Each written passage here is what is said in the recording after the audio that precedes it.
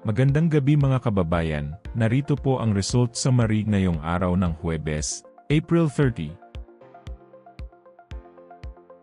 Pero bago ang lahat, paki-like at subscribe na po ang ating channel. Maraming salamat po. Para sa 2D Lotto, ang resulta sa 2 PM draw ay 2 at 1. Para naman sa 5 PM draw, 25 at 10. At para sa 9 PM draw ay 5 at 2 in exact order. Para sa 3D Lotto, ang resulta sa 2 PM draw ay 0, 7 at 8.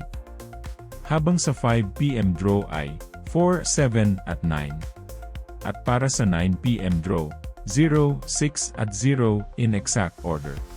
Para sa 6D Lotto, ang winning combination ay 0, 0, 3, 7, 6 at 0 in exact order.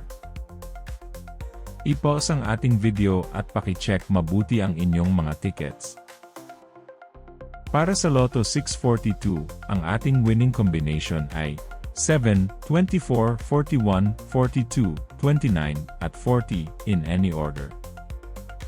Maaari nyo pong i-pause ang ating video para makita at ma-check ng mas mabuti ang resulta at inyong mga ticket. Check nyo na din po ang consolation prize sa ibaba. Para sa Super Lotto 649, ang ating winning combination ay 40, 41, 24, 23, 46, at 42 in any order.